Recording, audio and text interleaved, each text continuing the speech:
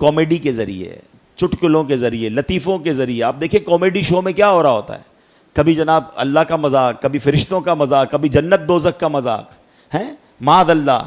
تو یہ وہ انداز ہے کہ آپ کو پتہ بھی نہیں چلے گا اور آپ ہنس رہے ہیں, کھیل رہے ہیں, وہی باتیں ریپیٹ کر رہے ہیں, اور ایمان سے ہاتھ, کیونکہ ہم مسلمان ہیں, ہماری کوئی باؤنڈری ہے, ہم کچھ باتیں نہیں کر سکتے. ہم اللہ معاذ اللہ, اللہ رسول یا اللہ کی کتابوں یا فرشتوں, جنت دوزخ کا کوئی مذاق اڑائے گا تو کیسے مسلمان رہے گا؟ یہ ہمارے بیسک عقائد ہیں.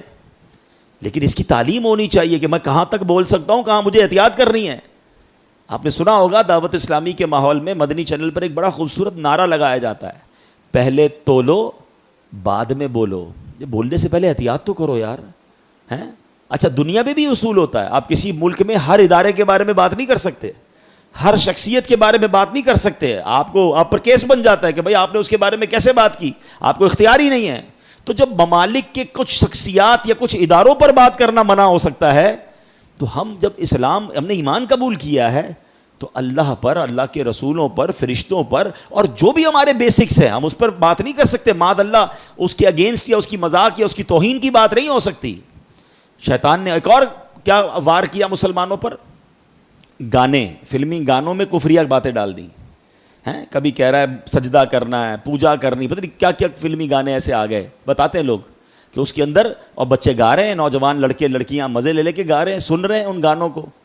معاذ اللہ, یہی تو شیطان کی ٹریپ ہے. کسی طرح مسلمان ایسی بات کہے کہ وہ ایمان سے خارج ہو جائے. اچھا یہ تو چلے کہنا ہے نا, اب تو باقاعدہ سوشل میڈیا پر اور پھر جناب میڈیا پر آ کر کچھ لوگ اسلام کی انٹرپریٹیشن ہی ایسی کر رہے ہیں, قرآن و حدیث ہی ایسے بیان کر رہے ہیں کہ لوگ جناب ان کی باتیں سن سن کر پریشان بھی ہو رہے ہیں, فالو بھی کر رہے ہیں. ایسے بھی لوگ آگے جو اللہ سے دور, نبیوں سے دور, اولیاء صحابہ سے دور کرنے کی باتیں کر رہے ہیں. کہتے کیا ضرورت ہے علماء کرام کی, کیا ضرورت ہے اولیاء کرام کی باتیں سننے کی. اے پاک و ہند والوں, مجھے ایک بات بتاؤ, ہم تک ایمان پہنچا کیسے ہے؟ یہ احسان ہے صحابہ کرام کا, پھر اولیاء کرام کا جو یہاں آئے اور جنہوں نے ہم سب کو مسلمان کیا, اور جناب آج کروڑوں مسلمان ہیں, اور وہ کہتے ہیں ان کی بات ہی نہ سنو, ان سے فائدہ ہی کوئی نہیں ہوتا, اور لوگ سن رہے ہیں ان کو. طریقہ کیا ہے؟ طریقہ واردات سمجھو.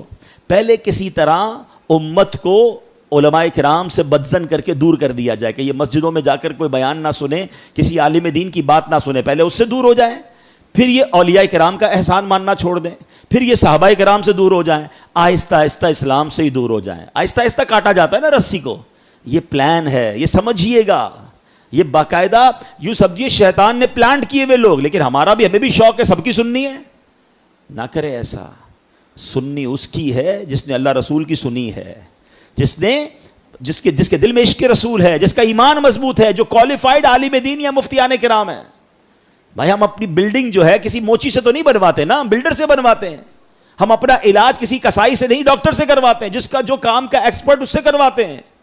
تو دین سیکھنا ہے تو جو دین سکھانے میں ایکسپرٹ ہیں, جنہوں نے یہ علم حاصل کیا ہے, ان سے سیکھیں اور اپنے ایمان کی فکر کیجئے.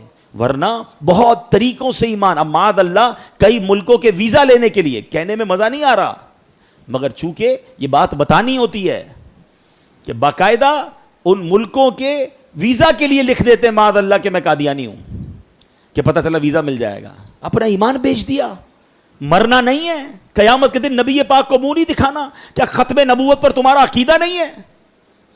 یاد رکھیے ایمان اتنی نازک چیز ہے کہ اگر کوئی یہ ارادہ کرے نا کہ میں کافر ہو جاؤں گا, وہ بے شک ہو نہ ہو وہ ہو جائے گا. اس کو پھر کلمہ پڑھنا پڑے گا, پھر تجدید ایمان کرنا پڑے گا. یہ تصور بھی نہیں کر سکتے ہم. دعا کرو کہ اللہ کبھی ایک سیکنڈ کے کروڑویں حصے کے لیے بھی ہمارا ایمان ہم سے جدا نہ ہو, اور ہم ایمان سلامت لے کر اپنی قبر میں جائیں. کیونکہ یاد رکھیے گا ایمان پاسپورٹ کی حیثیت رکھتا ہے. اگر آپ کے پاس ایمان ہی نہیں نا تو ساری نمازیں, روزے, حج, عمرے, سخاوتیں, زکوٰۃ سب زیرو ہو جائے گا. اگر ایمان ہے تو پھر انشاءاللہ آگے سارے معاملات آسان ہو جائیں گے.